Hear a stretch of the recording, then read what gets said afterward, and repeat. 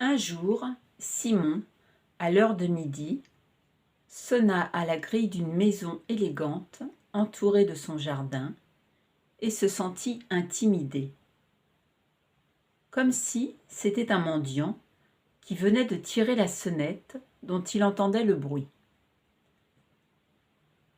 S'il s'était trouvé lui-même dans la maison, s'il avait été le propriétaire, par exemple, juste en train de déjeuner peut-être, il se serait tourné d'un air ennuyé vers sa femme et lui aurait demandé « Qui peut sonner maintenant ? Sûrement un mendiant. » Les gens du beau monde, se dit-il pendant qu'il attendait, on se les représente toujours à table, ou en voiture, ou en train de s'habiller, aidés par des domestiques des deux sexes, et les pauvres, eux, c'est toujours dehors dans le froid, avec le col du par-dessus relevé, comme moi à présent, en train d'attendre le cœur battant devant une grille. Les pauvres ont généralement un cœur qui bat vite, un cœur fébrile, tandis que celui des riches est naturellement froid, vaste, bien chauffé, bien rembourré et cloué de partout. Ah, si seulement quelqu'un maintenant accourait pour m'ouvrir, comme je respirerais. Cette attente devant la porte d'un riche a quelque chose d'angoissant. Dire qu'avec toute ma petite expérience du monde, je ne tiens plus sur mes jambes. En effet, il tremblait lorsqu'une fille vint ouvrir. Simon ne pouvait s'empêcher de sourire quand quelqu'un lui ouvrait une porte et le priait d'entrer. Cette fois encore, il ne put se passer de ce sourire qui donnait une légère expression de prière à tout son visage, comme du reste à beaucoup de gens. « Je cherche une chambre. » Simon ôta son chapeau devant la belle dame qui observait son visiteur avec attention. Simon lui en était plutôt reconnaissant, car il sentait qu'elle avait le droit d'agir ainsi, et aussi parce qu'elle ne perdait rien de son amabilité. « Voulez-vous venir ? Par ici, c'est à l'étage. » Simon pria la dame de passer la première. Ce faisant, il usa pour la première fois de sa vie d'un geste de la main. La dame ouvrit la porte de la chambre qu'elle montra au jeune homme. « Quelle belle chambre !» s'écria Simon, réellement surpris. « Beaucoup trop belle pour moi. Malheureusement, beaucoup trop élégante. Je suis tellement peu la personne qu'il faudrait pour une chambre aussi élégante que celle-là, si vous saviez. Non que je ne voudrais pas y habiter, au contraire, bien au contraire. Je ne le voudrais que trop. Au fond, ce n'était pas bien de votre part de me montrer une chambre comme celle-là. Vous auriez mieux fait de me mettre à la porte. Qui suis-je pour venir ainsi jeter les yeux sur une chambre aussi belle, aussi gaie, qui est plutôt faite pour loger un dieu ? Quelle belle maison tout de même habitent les gens riches, les gens qui ont du bien. Je n'ai jamais rien possédé, je n'ai jamais rien été. Et malgré les espoirs de mes parents, je ne serai jamais rien. Quelle belle vue on a par les fenêtres, et des meubles tellement jolis, luisants, et ces rideaux qui donnent un air charmant, un air de jeune fille à toute la pièce. Peut-être deviendrai-je ici quelqu'un de bon, de tendre. S'il est vrai, comme on le dit, que l'environnement peut changer les personnes. Puis-je regarder encore un peu ? Puis-je rester encore une minute ? Mais bien sûr, je vous remercie. Que font vos parents et, si je puis vous demander, en quel sens n'êtes-vous rien, comme vous disiez tout à l'heure ? Je suis sans emploi. Voilà qui me serait bien égal. Ce n'est pas une raison. Cela peut changer. Non, j'ai peu d'espoir. bien que je ne doive pas dire cela non plus, si je veux être tout à fait vrai. Je suis plein d'espoir. Jamais l'espoir ne m'abandonne, jamais. Mon père est un homme pauvre, mais qui aime la vie, et il ne lui viendrait jamais à l'idée de comparer son existence difficile d'à présent avec sa prospérité passée. Il vit comme un jeune homme de 25 ans et ne se pose pas de questions sur sa situation. Je l'admire et j'essaie de l'imiter. S'il peut encore avoir cet entrain dans l'hiver de son âge, comment ne serais-je pas 30 fois, 100 fois le devoir de son jeune fils de garder la tête haute et de regarder les gens droit dans les yeux? Ma mère, elle, m'a inculqué des choses pour toute la vie, et à mes frères encore plus qu'à moi. Ma mère est morte. La dame, qui restait gentiment là à écouter, émit un « de commisération. C'était une femme qui avait le cœur bon. Nous parlions sans cesse d'elle entre nous, les enfants, partout et aussi souvent que nous nous rencontrons. Nous vivons dispersés dans ce vaste monde, et c'est très bien ainsi. Car nous avons tous nos têtes, vous savez, et elles ne s'accordent pas très longtemps. Chacun de nous est un peu difficile, et cela deviendrait vite pesant si nous devions être toujours ensemble parmi les autres gens.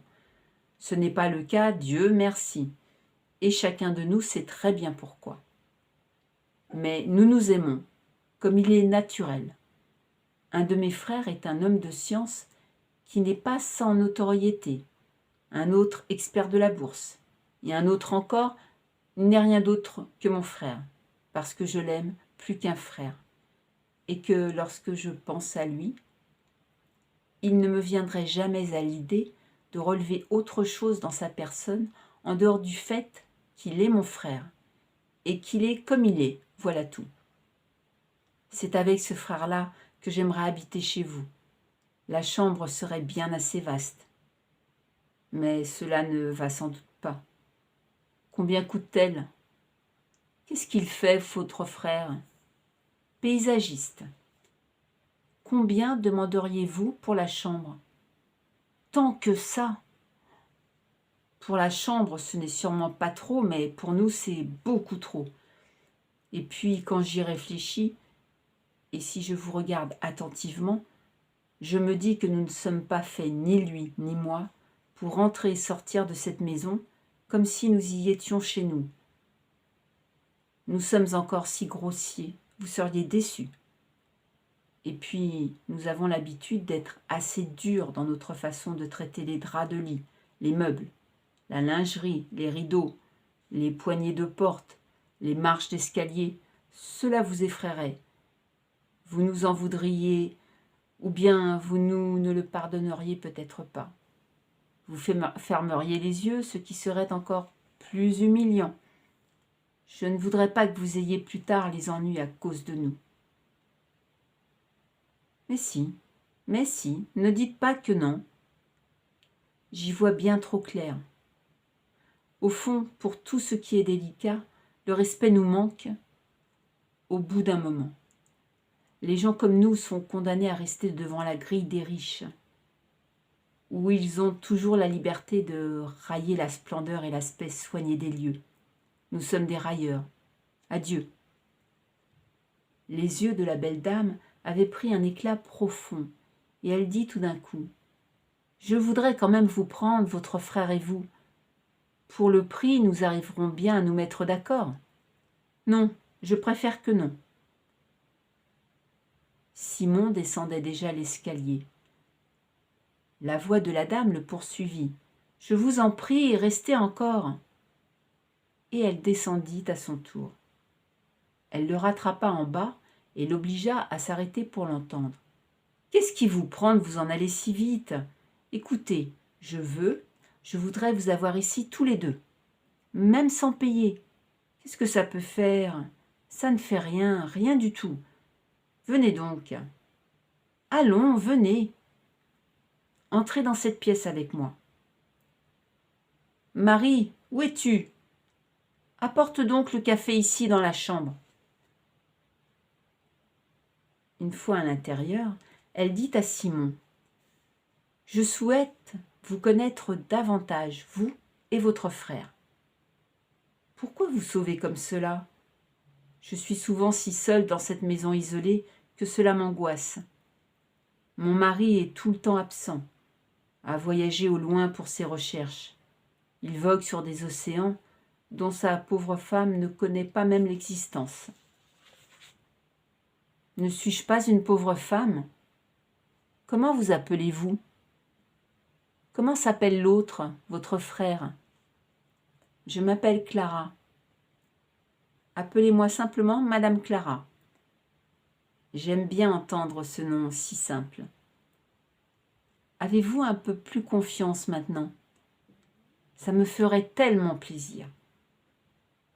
Vous ne croyez pas que nous pourrions vivre et nous arranger ensemble? Cela ira certainement très bien. Je vous crois quelqu'un de doux. Je n'ai pas peur de vous savoir dans ma maison. Vous avez un regard franc. Est-ce que votre frère est plus âgé que vous? Oui, il est plus âgé et bien mieux que moi. C'est généreux à vous de le dire. Je m'appelle Simon et mon frère s'appelle Caspar. Mon mari s'appelle Agapaya. Elle changea de couleur en disant cela, mais elle se reprit vite et sourit. Simon écrivit à son frère Caspar. Nous sommes de drôles de types au fond, toi et moi. Nous nous promenons sur cette terre comme s'il n'y avait que nous sur elle et personne d'autre. L'amitié que nous avons conclue entre nous a finalement quelque chose de fou.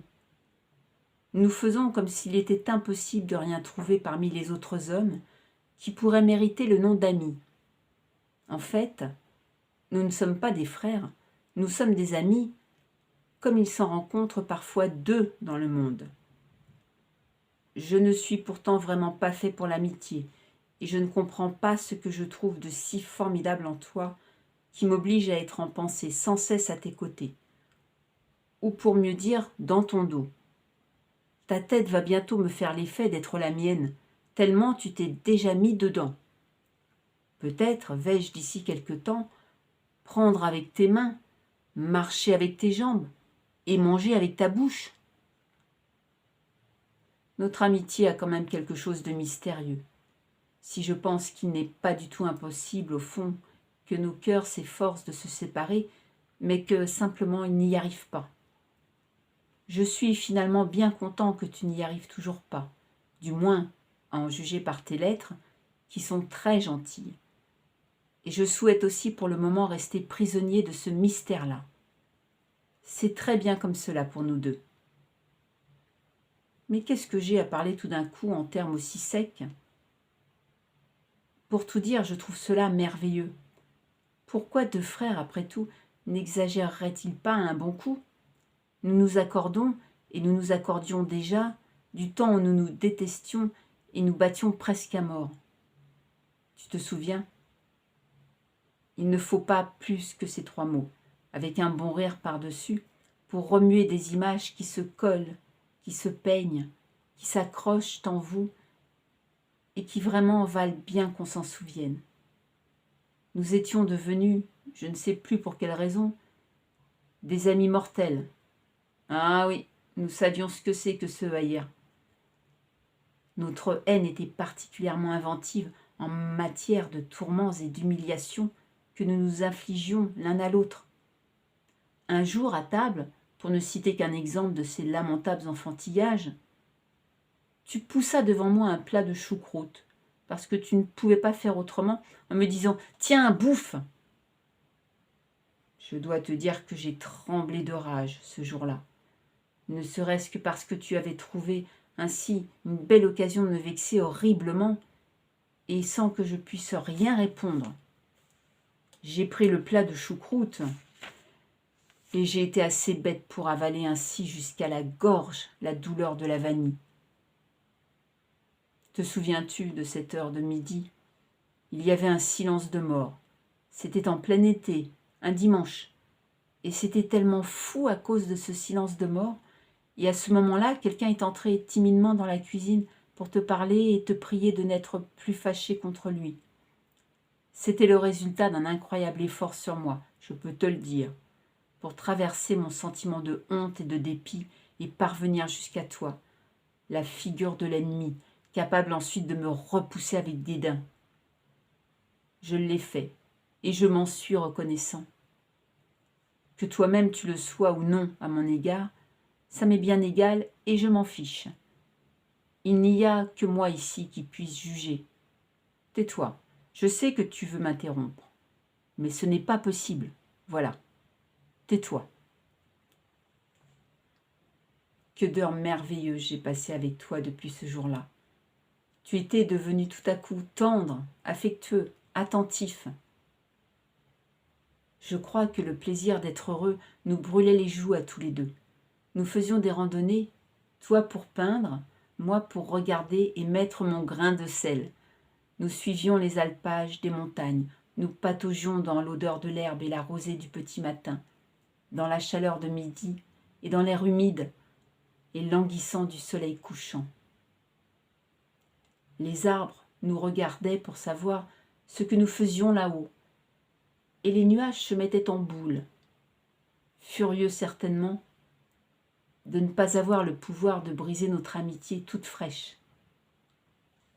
Le soir, nous rentrions à la maison horriblement fourbus, couverts de poussière, affamés, épuisés, et tout d'un coup, tu es parti. Le diable sait si je t'ai aidé à faire ce voyage, comme si j'avais été spécialement payé pour cela, ou comme si j'avais été pressé de te voir prendre le large. Sûrement que c'était pour moi une joie sacrée de te voir partir en voyage, car tu t'en allais à la conquête du vaste monde. Le vaste monde est si peu vaste, mon frère. Viens donc ici, je peux te loger, comme je logerais une fiancée dont je devrais supposer qu'elle a l'habitude de dormir dans la soie et d'être servie par des domestiques. Je n'ai pas de domestique, mais j'ai une chambre digne d'un monsieur de. Moi et toi, nous disposons tous les deux d'une chambre superbe, dont on nous fait tout simplement cadeau, que l'on met à nos pieds. Tu peux peindre tes tableaux aussi bien ici que dans ta grosse et grasse campagne. Tu as de l'imagination, n'est-ce pas? Dommage que ce ne soit pas l'été. J'organiserai pour toi une fête en plein air, avec des lanternes chinoises et des guirlandes, de vraies fleurs pour te recevoir d'une façon à peu près digne. Viens quand même. Mais que ta venue vienne bientôt, sinon c'est moi qui viens te chercher. Madame Malogeuse te serre la main. Elle est persuadée qu'elle te connaît déjà à cause des descriptions que j'ai faites de toi. Quand elle te connaîtra vraiment, elle ne voudra plus connaître personne d'autre sur la terre. As-tu un costume convenable? Est-ce que ton pantalon ne fait pas trop de plis aux genoux et ton couvre-chef mérite-t-il encore le nom de chapeau? Sinon, ce n'est pas la peine de paraître devant moi. Toutes ces idioties, c'est pour rire. Permets que ton petit Simon t'embrasse. Adieu, frère. J'espère que tu arrives bientôt. Plusieurs semaines s'écoulèrent et le nouveau printemps s'annonça. L'air était plus humide et plus doux. On percevait des odeurs et des bruits indécis qui paraissaient monter de la terre. La terre était molle. On marchait sur elle comme sur de gros tapis élastiques. On s'obligeait à écouter chanter les oiseaux. Ça m'a tout l'air du printemps, disaient pour s'aborder dans la rue les gens sensibles. Même les murs des maisons prenaient une certaine odeur, une couleur plus chargée. Tout avait l'air étrange, alors qu'il s'agissait d'une chose si ancienne et si connue. mais on la ressentait comme entièrement nouvelle. Elle provoquait un sentiment bizarre, violent. Le corps, les sens, la tête, les pensées, tout cela bougeait comme si cela voulait se remettre à pousser. L'eau du lac avait des reflets chauds et les ponts qui s'élançaient sur le fleuve paraissaient plus cambrés. Les drapeaux flottaient au vent et cela faisait plaisir de les voir flotter. Quand le soleil parut enfin, les gens sortirent par groupes et en rang sur la chaussée blanche et bien propre. Ils s'arrêtaient pour mieux sentir la caresse de la chaleur. Il y eut beaucoup de manteaux laissés chez soi. On pouvait voir les hommes retrouver des gestes plus libres et les femmes faisaient des yeux étranges, comme si l'âme allait leur sortir du cœur. Pendant la nuit, on réentendait pour la première fois depuis longtemps les guitares en promenade. Les hommes et les femmes étaient entourés d'une cohue d'enfants heureux qui jouaient. La lumière des lanternes tremblait comme la lueur d'une bougie dans la chambre, et quand on marchait la nuit dans les prés, on sentait vivre les fleurs dans le noir. L'herbe va bientôt repousser. Les arbres seront à nouveau verts au-dessus des toits, des maisons basses, et prendront toute la vue des fenêtres. La forêt va être splendide, plantureuse. Oh, la forêt! Simon reprit du travail dans un grand institut commercial. C'était une banque de rang mondial, un grand édifice ayant l'allure d'un palais, dans lequel des centaines de gens, jeunes et vieux, hommes et femmes, étaient occupés. Tous ces gens employaient leurs doigts à écrire très vite, se servaient de machines pour compter et quelquefois aussi de leur mémoire, pensaient avec leurs pensées et se rendaient utiles par leur connaissance. Il y avait là quelques jeunes gens élégants, chargés de la correspondance, qui savaient écrire et parler 4 et jusqu'à 7 langues. Leurs manières plus fines et leurs allures d'étrangers les distinguaient du bas peuple des comptables. Ils avaient déjà voyagé en paquebot, connaissaient les théâtres de Paris et de New York, avaient fréquenté les maisons de thé de Yokohama et savaient comment on peut s'amuser au Caire. À présent, ils s'occupaient ici de la correspondance et attendaient une augmentation de salaire, tout en faisant des plaisanteries sur le pays, qui leur paraissait minuscule et pouilleux.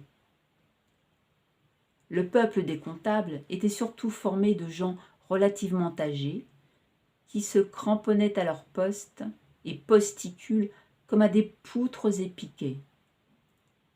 Ils avaient tous le nez long à force de compter, et se promenaient dans des vêtements de gens toujours assis, usés, luisants, plissés et froissés. Mais il y en avait d'intelligents parmi eux, qui s'adonnaient peut-être en secret à des passe-temps rares, précieux, et de cette façon parvenaient à mener une vie qui pouvait bien être silencieuse et retirée, mais non moins digne. Beaucoup parmi les jeunes employés étaient en revanche incapables de loisirs délicats. Ils provenaient pour la plupart de familles de propriétaires campagnards, d'aubergistes, de paysans et d'artisans. S'étaient efforcés dès leur arrivée dans la ville d'adoption des allures citadines, mais sans pouvoir dépasser une assez grossière balourdise. Pourtant, on trouvait aussi parmi eux des garçons silencieux, au comportement discret, faisant un contraste étrange avec les autres rustres. Le directeur de la banque était un homme âgé, silencieux, qu'on ne voyait jamais. Sa tête semblait contenir toutes les racines, tous les fils encore en pelote, qui faisaient tourner cette énorme maison. Comme les couleurs pour le peintre, les sons pour le musicien, la pierre pour le sculpteur, la farine pour le boulanger, les mots pour le poète, la terre pour le paysan. L'argent semblait être pour cet homme la matière première de sa pensée. Une seule de ces bonnes idées, conçue au bon moment, rapportait en une demi-heure un demi-million à la banque. Peut-être, peut-être plus, peut-être moins, peut-être rien du tout. Et certainement, il lui arrivait aussi de perdre, en grand secret, sans que personne en sût rien, parmi tous ces gens qui étaient ses employés, qui s'en allaient quand la sonnerie de midi annonçait l'heure du repas, qui revenaient à 2 heures, travaillaient 4 heures, s'en allaient, dormaient, se réveillaient, se levaient pour le petit déjeuner, se dirigeaient comme la veille vers le grand immeuble, reprenaient le travail, sans qu'aucun ne sût jamais rien, car aucun n'avait le temps d'apprendre, quoi que ce fût, du secret en question. Et le vieil homme silencieux et morose continuait à penser dans son bureau directorial. Pour les problèmes de ses employés, il avait juste un demi-sourire éteint, qui avait quelque chose de poétique, de sublime, de désarmant et de législatif. Simon essayait souvent de se mettre en pensée à la place du directeur. Mais l'image en général s'évanouissait, et s'il se mettait à y réfléchir, c'étaient ses idées alors qui s'évanouissaient. Il y a là quelque chose de fier et d'élevé, mais quelque chose aussi d'incompréhensible et de presque inhumain. Pourquoi donc tous ces gens qui écrivent ou qui comptent, et même des filles toutes jeunes parmi eux, passent-ils par la même porte du même immeuble et viennent-ils gratter, essayer des plumes, compter, gesticuler, tirer la langue et se moucher le nez, tailler des crayons et porter des papiers? Est-ce qu'ils aiment ça? Est-ce qu'ils y sont forcés? Ont-ils l'impression de faire quelque chose de raisonnable et de productif? Ils viennent de toutes les directions. Certains arrivent même par le train de lieux éloignés. Ils dressent l'oreille pour savoir s'ils ont encore le temps de faire une petite promenade avant d'entrer. Ils sont si patients dans tout cela, une patience de mouton. Et puis le soir, ils se dispersent, chacun dans sa direction, pour se retrouver tous le lendemain à la même heure. Ils se voient, ils se reconnaissent à leurs pas, leur voix, leur manière d'ouvrir une porte, mais ils n'ont guère à faire ensemble. Ils se ressemblent tous, et sont pourtant tous, l'un pour l'autre, des étrangers. Et si l'un d'eux meurt, ou détourne des fonds, il s'en étonne pendant une matinée, et puis tout reprend son train. Il arrive qu'il y en ait un qui soit frappé d'une attaque, alors qu'il était en train d'écrire. Qu'aura-t-il donc eu de ces 50 ans pendant lesquels il aura travaillé dans la maison? 50 ans durant, il est entré et sorti chaque jour par la même porte. Il a employé des milliers de fois la même formule dans des millions de lettres. Il a porté un certain nombre de nouveaux costumes et s'est souvent étonné d'user si peu de paires de chaussures dans l'année. Et maintenant, pourrait-on dire qu'il a vécu? Et des millions d'hommes ne vivent-ils pas comme lui? C'était peut-être ses enfants, le sens de sa vie. Peut-être sa femme faisait-elle tout le plaisir de son existence? Oui, c'est bien possible. Je ne veux pas me donner l'air d'en savoir plus sur ces choses-là, car je me dis que je suis encore jeune. Dehors, c'est maintenant le printemps, et je pourrais sauter par la fenêtre, tellement j'ai mal d'être resté tout ce temps sans avoir le droit de remuer. Une banque est vraiment un endroit stupide au printemps. De quoi aurait l'air une banque au milieu d'une prairie bien verte, bien grasse? Peut-être ma plume m'apparaîtrait-elle alors comme une fleur qui vient de sortir de terre? Bon, je ne veux pas me moquer. Peut-être que tout cela doit être ainsi. Peut-être qu'il y a une raison pour tout. La vue m'en échappe parce que j'ai trop à faire avec celle du dehors. Elle est un peu décourageante, ce ciel devant les fenêtres, et dans l'oreille ces jolis chants. Les nuages blancs passent dans le ciel, et moi je dois rester là à écrire. Pourquoi ai-je toujours un œil sur les nuages? Si j'étais cordonnier, je ferais au moins des souliers pour les enfants, les hommes et les dames, qui sortiraient au printemps dans la rue avec mes souliers. Je sentirais le printemps en voyant mes souliers aux pieds des autres. Ici, je ne peux pas sentir le printemps, il me dérange. Simon baissa la tête. Il était furieux de s'être attendri. Un soir, comme il rentrait à la maison, Simon vit sous les lumières qui éclairaient le pont un homme devant lui marchant à grands pas. La silhouette mince, prise dans un manteau, lui donna un brusque sentiment de joie. Il croyait bien reconnaître cette démarche, ce pantalon, l'espèce de casserole en guise de chapeau et les mèches qui s'échappaient. L'étranger portait un carton à dessin sous le bras. Simon accéléra le pas, le cœur battant de pressentiment, et brusquement, en criant « Frère !» il se jeta au cou du passant. Gaspard embrassa son frère. Ils poursuivirent ensemble le chemin qui conduisit à la maison en parlant fort. À vrai dire, ils avaient toute une route à faire, assez raide, qui remontait la pente de la colline où s'étalaient des jardins et des villas. Tout en haut, ils atteignirent les petites maisons vieillottes du faubourg. Le soleil couchant enflammerait les fenêtres et leur donnait déjà l'air de beaux yeux brillants, fixant le lointain. En bas, on voyait la ville étendue, à l'aise sur la plaine, comme un moelleux tapis d'éclairs. Les cloches du soir, qui sonnent toujours autrement que celles du matin, montaient jusqu'à eux. Le lac était faiblement dessiné, avec sa forme d'une douceur impossible à décrire, au pied de la ville, de la montagne et des jardins. Il n'y avait pas encore beaucoup de lumière du soir, mais celles qui étaient allumées brillaient comme jamais vues encore. Des gens circulaient en ce moment dans le dédale de toutes ces rues.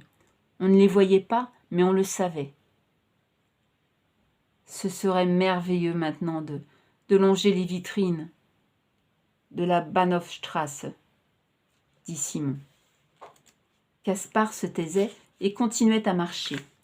Il était devenu un beau garçon. Quelle allure, pensait Simon. Ils arrivèrent enfin devant la maison. Comment cela? Tu habites donc maintenant au coin du bois? Dit Gaspard en riant. Ils entrèrent ensemble. Lorsque Clara Agapaya aperçut le nouvel arrivant, une petite flamme étrange s'alluma dans ses grands yeux fatigués. Puis, elle les ferma et pencha la tête sur le côté.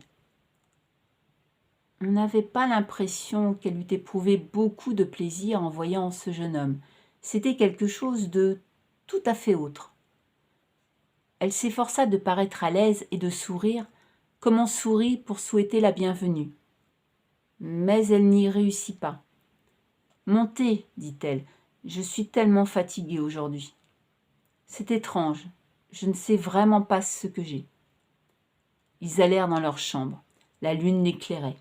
« N'allumons pas, dit Simon. Mettons-nous au lit tout de suite. » On frappa à la porte, c'était Clara. Elle dit dans le couloir. « Vous avez tout ce qu'il vous faut? Il ne vous manque rien? » « Non, nous sommes déjà au lit. Qu'est-ce qui pourrait nous manquer? » « Bonne nuit, mes amis, dit-elle. Et elle ouvrit un peu la porte, la referma et s'en alla. « Elle m'a l'air d'une femme étrange, fit Gaspard. Ils s'endormirent.